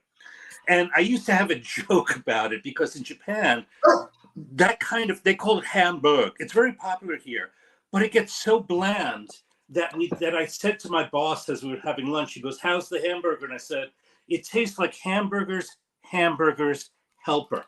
And that's essentially what I feel about this record. It's not the best cover in the world either, is it? No. It's very self-indulgent. Yeah, look at me. I'll go through these rather quickly. This is The Call. There's one good song on it. The rest are completely forgettable. And every time I play it, and I have tried to play it, it's meh. I have no emotion, nothing. Everything is just, it gives me nothing. And I'm sorry, Iain, I know that this is a very popular record for you. I know this was an important British event, a seminal moment in British music making. But I can hear shotguns being cocked all over the world. The repetition and the indulgency. I mean, I love The Exorcist. It scared the shit out of me. But see, now I'm going to border on hate because I don't want to do the dislike, because when he goes, glockenspiel, timpani, see, now I'm judging, okay? And that's what we should not do here. We just have to say, this gives me nothing. This gives me nothing. Freddie King as a blues master gives me nothing. Every time I play it, I get nothing from it. And it has a judgment. I don't know what he did. He had King Curtis help him out on side B. This is the French pressing of the record. The original is hard to get. really hard to get, and it looks like it's a gospel record on the American jacket cover, but it's not at all. Freddie King is a blues master, and unfortunately, it's just not a masterful record. Wet Willie, not their greatest moment. You know, as an American, not of the South, I am a Wet Willie fan. They relied on these two lady singers, and a little bit too heavily, and they did not bring it. And so the good and the bad canceled each other's out, and it is a meh record for me. And lastly, I know we're going to get through these really quickly. In fact, no, here. Oh, this is really going to insult the group. I'm sorry. I've listened to this many times. It's in my sale. I know, groan. It's No. I'm actually agreeing with you. Yeah, it's not not his finest moment. No. What surprised me about this record is that in the record stores in the United States, there were so many like end cap displays in the stores. They really pushed this record. Advertising was everywhere for this record, and I mean, Local Girls is probably the only track that's like kind of good. Discovering Japan is just silly, and there's just I don't know. It didn't do it for me. There's no sparks, right? It promises something, and it just there were no sparks for me. Yeah, there's some tracks on that album, Michael. They start well and they just fizzle out like a candle, don't they? They just. It was produced by Jack Nitzsche. Maybe that's what happened. You know, Jack Nitzsche was at work with the Stones. I think he produced the Rock and Roll Circus and a number. That wasn't spectacular either, was it? Rock and Roll Circus? It's debatable. But let's not go there. Okay, I'll do this. And Zeb, you know, I apologize. I know you feel sometimes I'm a turncoat, but we'll go through these really quickly. This is Utopia, and he did this. He went on stage at Radio City Music Hall with a tape recorder in the background, and he sang "Real Man" without his band. This is Real Man on. Oh no, I'm sorry. Real Man's on this one. This is just total dreck. This is Initiation. Real Man. I was born to synthesize. Side two is a prog rock thing that starts off a treatise on cosmic fire, intro prana. You know, he got into this like Indian stuff, you know, the dance of the Kundalini. Just, you know, when you have a lot of money and you have a lot of people and studio time, you tend to make some garbage in your career. And Utopia, Oblivion, you know, and I covered this in my worst albums, Itch in My Brain. Again, you know, what were you thinking? You know, it just it's sad. It's sad. I mean, these are in all the bargain bins in Japan. You know, you couldn't sell this anywhere. Or these are like 100 yen records, and you know, they're dollar bin records, incredibly forgettable. Just a blemish on his musical career. And you know, so that's it. I don't think I have any more Todd Rundgren records to show any of you. Of course, if we got into the theme things, I would pull them out, of course. Mm-hmm. But that concludes my presentation. I thank you very much for your indulgence, and I thank the rest of the panel. And I'm wearing red, white, and blue today. Red, white, and blue. USA! Yes. Apart from your tubular bells. But yeah. I'm sorry. I knew that would get I'll let you off. As I know you, and you're a friend. To be fair, Tubular Bells is nowhere near Mike Oldfield's best album. So. Nope. You know, it has been improved. And Heard Your Street. Heard Your Street is a great album. Yeah. Music of the Spheres. That's Argent.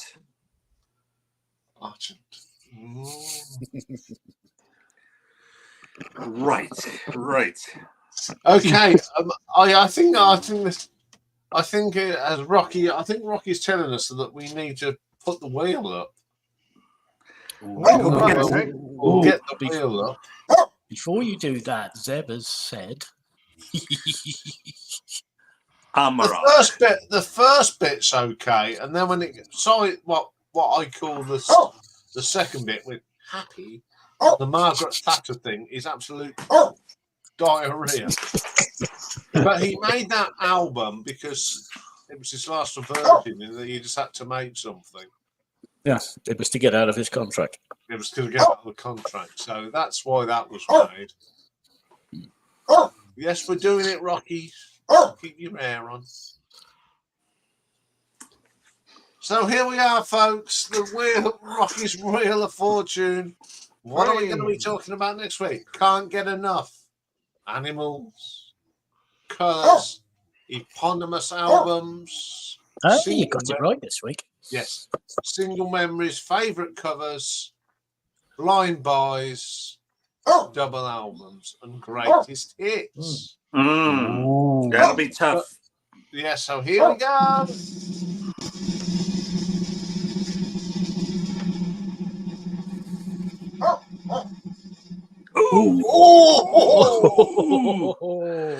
Eponymous. We're going to be doing eponymous albums. So that has some people in the audience, our vocabulary is a little bit on the weak side. Iain, can you please explain what eponymous means? Yes. If what we're going to do is like, I don't know if I've got one here, like Sky by Sky, Iron Maiden by Iron Maiden. The self-titled, yes. The self-titled, yes. Many. If you want the proper definition, yes, named after something else or deriving from an existing name or word. I'm looking forward to that one because I saved some of my debuts knowing that was in the circle. So that's what we're doing next week. It's the self-titled albums, which will be a lot of fun because there's lots of good ones out there. Going back to normal things. So then, yeah, that was really interesting tonight, seeing some people's mares. I know a lot of you were saying, things about, things, but we all got different tastes. That's the thing. I mean, one of mine, when it was Genesis, Invisible Touch nearly got in there. Yeah, but I actually like Domino and I like Land of Confusion. There's more on that album than Abacab. Yeah, did you see Harris Pelton showed 12-inch of Land of Confusion on his channel the other day, and he really went down in my estimation. I've got that, you cheeky bugger. The 12-inch is. Now, the 12-inch version of that is absolutely awful. Yeah, it's too long. It's too long, and it's all about stupid drum beats. Yeah, the other I don't think I've got the funky version that he was talking about, though. No, you don't. Either. Are you meaning that Phil Collins was being a bit self-indulgent then? Perish the thought. No, it was all synthy drum. I reckon that's what the gorilla was practicing on. Yeah. Yeah. Which one had the music video with the puppets that was so popular on MTV? With Reagan and Thatcher, right? Yeah. The video's good, but Yeah, for the shorter version, not the 12-inch. 12-inch should never have been released. It doesn't deserve to be extended, does it? No. What about Genesis? I Can't Dance Sex Mix. Yeah, it's a pilot. Absolutely. I've never heard that, and I don't think I really want to. You don't want to, Mike. Just go and listen to. I heard the start of it. And I stopped listening to it. After about 30 seconds, I stopped. When that song came out, it did make me laugh. He goes, "I can't dance, I can't sing." I said, "Well, you said it, Phil. I didn't." That is the worst track on that album, apart from "Hold On to My Heart," which is just. Yeah. But I mean, quite honestly, I mean, Genesis was spent false long before then. Yeah, I blame Hugh Packman. When he Really? got on board, they totally changed because obviously he produced Phil Well, Collins. you know, I mean, they had phenomenal sort of commercial success Yeah. What's it got to do with Hugh as Jackman? later albums, so you can't knock them for that. But it's just not for me. See, a Well, lot of they. people, Sorry, go on. yeah, a lot of people knock that "We Can't Dance" album, right? But that actually has got prog elements on it. Mhm. It's just that Were track. they better then when Peter Gabriel was fronting them? Of course they Yeah. were. Well, yes. Oh yes. Oh yes. Yeah. Jason, I mean, you've got Goes without saying, Jason. yeah, Jason, you've got- Jason, go Spotify and listen to the early Genesis stuff. Fair enough. Yeah. Fair enough. Yeah, because I Yeah. can't even stand Phil's voice. Oh, listen to Nursery Crime. Start with Nursery Crime. Yeah, start with Nursery Crime and work round there. I mean, you've got on the panel tonight, you've got 1, 2, 3, 4 of us that are very Peter Gabriel Genesis. Yeah. Yeah. And Yeah, always yeah. will be. And I will continue on up to. I'll go as far as Abacab. Oh, Didn't he come out on stage once dressed up as hemorrhoids? Dressed as what? oh, Peter Gabriel, yes, on the Yeah. Slam tour, wasn't it, Michael? You can. What song does he come out just like a hemorrhoid? Oh, that was the Lamb tour, and that was the Slipperman. Yeah, he wore Yes, this like latex rubber with like bulb. It was like pimples. Like I can't describe it. It was like the Blob. I don't know. It must have been so difficult to move in. Yeah. No, I'm glad you said it again because I thought, did I hear you correctly? See, I think his finest moment was when on the Selling England by the Pound, Dance with the Moonlit Night. Yeah. He come out as Britannia, absolutely stunning. I mean, I don't know, at the time in England, our pound was just nothing, wasn't it, Michael? Mike? Yeah. Yeah. It was, and it was just Peter Gabriel sticking 2 fingers up at the government of the day. Yeah. Yep. Yeah. Wonderful performance that was. I mean, I love that song, "Dancing in the Moonlit Night." Absolutely Yeah. wonderful. Yeah, it's a fantastic album, though, isn't it? Yeah, Really, really. yeah. Zeb's actually think has hit it. There we go. Trespass, Nursery Crime, Froststrike, Live, Selling the Lamb, masterpieces. Yeah. I mean, I like that. One that Jason, album. follow the link in chat. That's the costume that we're talking about. Oh, cool. Oh, right. Yeah, the What's other that, Iain? Genesis album that people poo-poo, and I don't, and I like it. It's that one that Ray Wilson did, "Calling All Nation Stations," Calling because All there's a lot Stations, of prog on that. Mhm. There's more prog on that than Abacab. The other album that nearly got in my mail list was the Genesis album, the one that's got. I love "Home by the Sea" and "Mama," but side 2 of that album is just total dross. I mean, that "Illegal Alien." Well, what? That was a political song. Yeah, and "Silver Rainbow's" awful, and I mean, I can get Illegal Alien because it was a commentary on ones trying to come across the Mexico-US border. yeah. The rest of it, no, didn't like. Yeah, I mean, another going back to one of mine. This album. Is that the newest one? That's Masters and Slaves.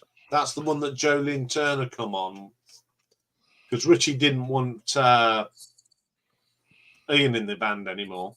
Yeah. And he brought Jolene Turner, and it just didn't work. I mean, my mate went to see them on this tour, And I said, what was it like? He said, it was shit. He says, because Jolene Turner just can't sing Deep Purple songs.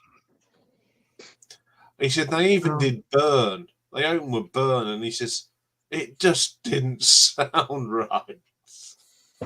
Now, I've seen Whitesnake do Burn with David Coverdale, and that's great. But yeah, when I saw clips of Jolene Turner doing Burn, it was awful. And that is one period. I mean, Deep Purple, they released lots of live albums of all the lineups, and there is no official live album with Jolene Turner. I just wonder why. Because he was rubbish. He could sing all night long. He couldn't sing any of the old Rainbow songs either. He's okay. He could do what he done, but he just couldn't. I don't rate him as a singer. He's also sung with Yngwie Malmsteen. Yeah, he was okay on all that, but he just couldn't sing all night long, right? Or well, they never even attempted any. They did I Love Long Live Rock and Roll. That didn't go down very well. So yeah, it's amazing the way the bands that we do love. Always, every band has come out with a stinker. Well, the longer you're at it, the more the chances are that you're going to have a stinker. Exactly. You know, we immortalize these people who had one record, you know, and then something blew up, and they're frozen in time, you know, and they can't do anything wrong. That's because they didn't do anything after that, you know, like the Sex Pistols and like, you know, other bands. I'm trying to think. They just had a couple albums. Janis Joplin, Jimi Hendrix. I mean, you know. It kills me that I didn't ever realize how much Jimi Hendrix recorded. I mean, the man was constantly being recorded. He had a short group of studio records, and then after his death, thousands of records came out. Right? Janis was not so lucky, you know. And of course, the Sex Pistols, their studio time was very, very limited. And the Doors, Jim Morrison, you know, they couldn't fuck up afterwards because they died. Right, and you have these other artists that keep going and going and going. I mean, I agree with you to a certain extent, Michael. But you know, with the Sex Pistols, if you look at what John Lydon did later on, Public Image, yes, good point. But as the band itself, I think they would have been able to sort of sustain a sort of like a quality for at least a few years. But yeah, I know exactly what you mean. That if you record one great album and then you disappear, then that's your legacy, isn't it? Yeah. Nothing to tarnish it. Nothing to tarnish it. Yeah. Yeah. And that's and we're talking about just been talking about Genesis, and Genesis went from absolutely brilliant to what you would describe as meh. To downright awful, I think. And but I think it's inevitable, that this will happen. I opened the door for Rocky, and out literally 2 yards in front was a cat. Ah. I haven't seen Rocky move that quick in about 10 years. Poor old cat. Anyway, what was we talking about until I interrupted? Not a lot. Yeah, just about about bands. Whether the short-lived bands would have been able to sustain their quality, over a number of years, and and the fact that it's just about inevitable that a band that's going for years and years and years will produce some rubbish from time to time. You mentioned Rainbow. Yeah. I've just listened because I don't know a lot of this stuff. I just listened to a song from my video called "Kill the King." Oh, that's a great classic song. That's absolutely classic. But it didn't chart. No, it doesn't need to chart because it's an album song. But we're just saying it's weird what doesn't. But no, it's number 44 in 1977. But no, I was just saying because I don't know a lot of their stuff. I know, like the singles and stuff, but I've never had that one. And I really like it. Go and listen to the Rising album. Yeah. I think That I've is got their a- best album, without a I think doubt. I've got a Rainbow album somewhere actually. I got a real topic for you, Ian, Yeah. and that is something along the lines of for the panel, which is music that you totally discounted for years, that you got to come back and listen to and report back on. So in other words, like if it was we hit that, I would pick like Slade or Whitesnake or Deep Purple post Gillian years. And I'd come back and give a presentation of what I thought about that music that I really have not listened to at all.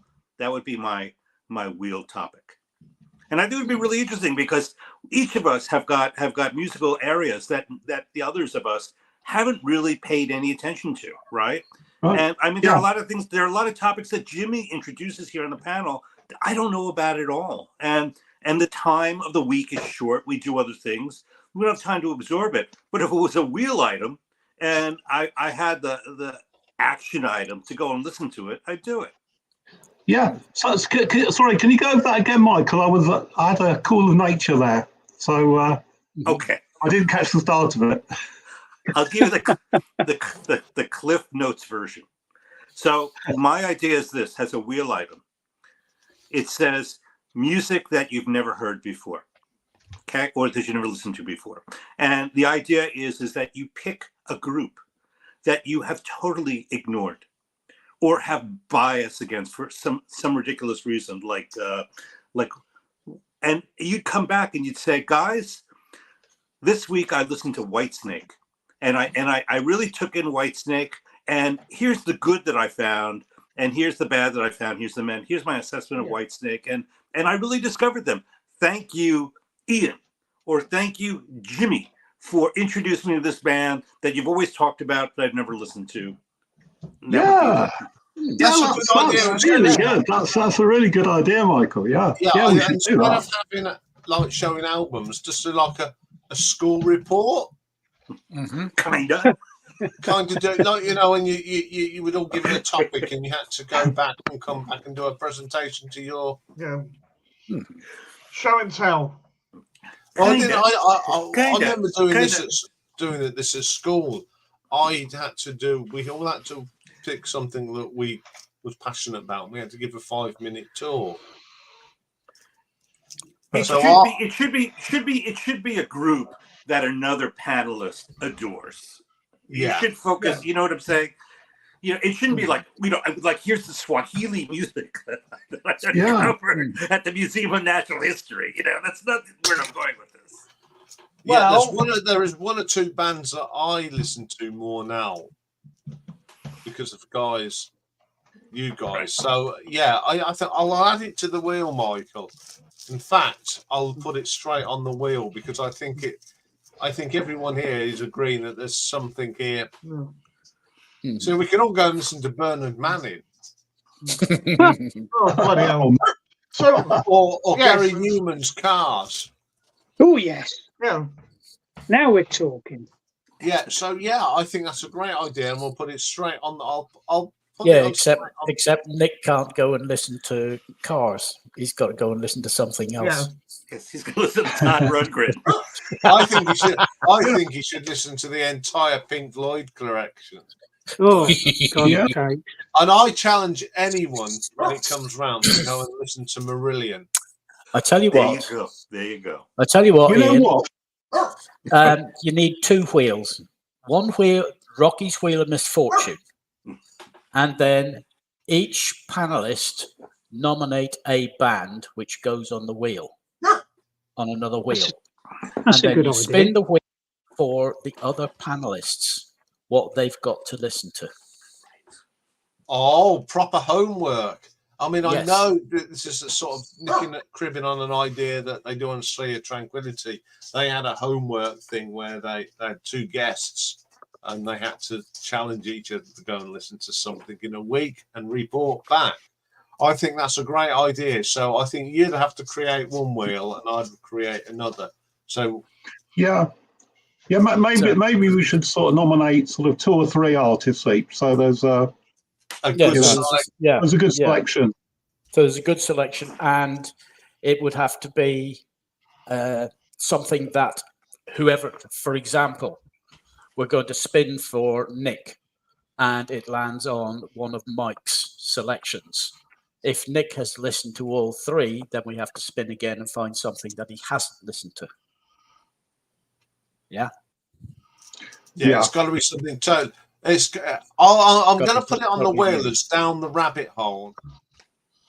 Okay. You don't. Yes. You don't have to buy the record. No, no, just go and listen to it. No. No. You don't have to show. We won't have to show records on that one. Just talk about, make notes, and yeah, I think that's a super idea for Michael, and it'll be put on the wheel tomorrow for next week, so it could come straight out. Well, in that case, you've all got Ian's email address? Yeah. Facebook, if you could drop Ian an email with 3 bands, and I'll create a wheel. And, so, is it everything that the bands have done, or just like one select album? But just listen to the band, Michael. to the band in general, I think. Yeah. Yeah. Is that right, Michael? You're going to take them in. You're going to, if it falls on a group that has 50 albums in there, you're going to have to just like skip take through a little bit in. Right. Nobody's asking to take in their entire oeuvre. Just have an experience outside of your comfort zone. Put yourself in the other person's shoes and experience it, and then come back. I mean, granted, you're going to say, I did really like this, but the rest of the stuff was shit, and this was meh. But I really like that, and I had no idea that group produced that record. It was amazing. I was so, I just had no idea. Any other artists you might recommend? Now that I've made this discovery, that kind of thing. Yeah. Yeah. Well, that's it. Yeah. I mean, Michael, I've I've listened to stuff that you've shown. Yeah. In particular, Laura Nyro. I think she's absolutely brilliant. She was absolutely brilliant. Yeah. And I'd never heard of her. I didn't know who she was. I listened to that Sparks version of Do Re Mi actually from Ian and Richard's glam thing they did the other week. Yeah. And, I get where they were coming from with it, but I couldn't get into it, unfortunately. But I'm glad that you told me about it. It's nice. I think that's one of the reasons we did a deep cut glam, because everyone knows about all the singles. And as Richard pointed out, and he was absolutely spot on, some of these single glam bands, their albums just flopped. The Sweet only had one you said that, big album. And that only got to number 28. But the music on them are brilliant. And that's why that playlist is huge, but it just shows that there is music out there. Yeah. Glam rock music. And now I mean, our next one is deep cut punk songs. So I'm listening to more of the punk albums that I haven't heard, and I've been amazed what good tracks there are on the album. And you wonder, why didn't they release that as a single instead of that? Yeah, I'd be interested to see what you come up with. Oh God! So it's 3 albums only. It doesn't have to be albums. It's whatever band you're given. Go and have a look at their catalog and pick. The first album, the 4th album, the 9th album, the 27th album, whatever number. Just have a flavor of the band. Yeah. And just come back and let us know what you think. Because some of the bands I'm thinking of, they only ever did 1 album, so that's fine. That's fine. Just go and give them a little. I mean, I know what ones I'm putting in. I got a few ideas. Yeah. As Neil Innes once said, I've suffered for my music, and now it's your turn. Right.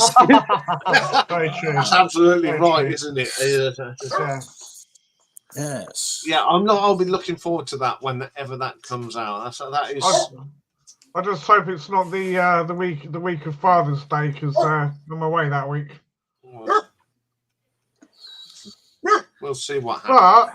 But isn't it something that if it's successful, you could perhaps do again at a later date? Yeah.